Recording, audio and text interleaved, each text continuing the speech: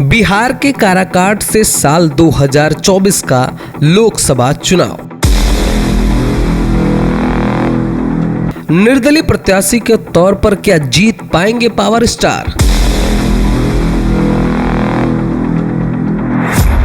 अगर हां, तो क्या जनता से किए गए वादों को पूरा करने में वह सक्षम होंगे? क्या हुआ 1 जून के मतदान में? किसका पलड़ा भारी? किसकी होगी राजगद्दी? इन तमाम सवालों के जवाब वीडियो में जानते हैं। पूरे भारत में लोकसभा चुनाव का कल आखिरी चरण था। अब साल 2024 का लोकसभा इलेक्शन पूरा हो चुका है। अब पूरे देश को केवल और केवल 4 जून का इंतजार है, क्योंकि 4 जून ही वह तय करेगा कि सत्ता किसके हाथ में होगी। इस बीच दिलचस्प बात यह है कि बिहार के काराकाट से निर्दलीय उम्मीदवार पवन सिंह के पक्ष में 1 जून को भारी मतदान हुआ है। अंदाजा यह लगाया जा रहा है कि बिहार के काराकाट से पवन सिंह ही सांसद बनने वाले हैं। कह सकते हैं कि बिहार की काराकाट सीट निर्दलीय उम्मीदवार पवन सिंह के लिए चुन लिया गया है। लेकिन यह सारी बातें कही सुनाई बातें हैं, हम इसकी पुष्टि नहीं करते हैं। यहाँ कहा कुछ और जाता है और होता कुछ और है। असल में पवन सिंह सांसद बनते हैं या फिर कोई और, ये तो 4 जून को ही पता चलेगा। हम आपको बता दें कि पावर स्टार पवन सिंह सांसद बनने के लिए अपना सब कुछ दांव पर लगा चुके हैं। ऐसे में अगर वह चुनाव हार जाते हैं तो उनकी जिंदगी में बहुत बड़ा बदलाव आ सकता है, क्योंकि उन्होंने चुनाव जीतने के लिए कोई कसर नहीं छोड़ी है। पवन सिंह ने जनता के घर जा जाकर हाथ जोड़ जोड़ कर वोट मांगा था। यहाँ तक कि 1 जून को जिस दिन चुनाव हो रहा था, उस दिन सभी प्रत्याशी अपने घरों में आराम कर रहे थे, लेकिन पवन सिंह वो शख्स थे जो उस दिन भी लोगों से अपील कर रहे थे, लोगों से वोट मांग रहे थे।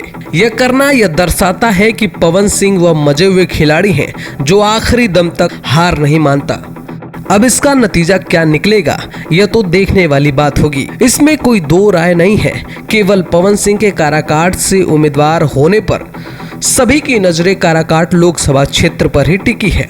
कल पत्रकारों ने जितने लोगों से पूछताछ की, उन लोगों का कहना यही था कि वह पवन सिंह को वोट देंगे, इस बार परिवर्तन ही लाएंगे, इस बार पवन जी को ही सांसद बनाने वाले हैं। कहने वाले तो यह तक भी कह रहे थे कि पवन सिंह 1 लाख वोट से जीतने वाले हैं। अगर पवन सिंह जीत जाते हैं, पवन सिंह अगर सांसद बन जाते हैं, तो भोजपुरी इंडस्ट्री के लिए गौरव की बात होगी और काराकाट लोकसभा क्षेत्र की जनता के लिए इससे बड़ा दिन कुछ और नहीं हो सकता, क्योंकि पवन सिंह काराकाट की जनता के लिए उगते हुए सूरज के समान है। पवन सिंह ने भी बहुत सारे वादे जनता से किए हैं। अब देखने वाली बात होगी कि चुनाव जीतने के बाद क्या वह उन बातों पर खरा उतर पाएंगे या मुकर जाएंगे। इसके बाद पवन सिंह ने काराकाट में विद्यालय बनवाने की बात कही है और पवन सिंह ने काराकाट में फिल्म सिटी बनवाने की भी बात कही है। इन सब के अलावा पवन सिंह ने काराकाट लोकसभा क्षेत्र के लोगों को रोजगार देने की भी बात कही है। इसके अलावा पवन सिंह ने सभी पीड़ितों को जो अपना इलाज कराने में असमर्थ हों, उनका मुफ्त इलाज करवाने की बात कही थी। इसके अलावा पवन सिंह ने लड़कियों के लिए मुफ्त पैड वितरण की भी बात कही है।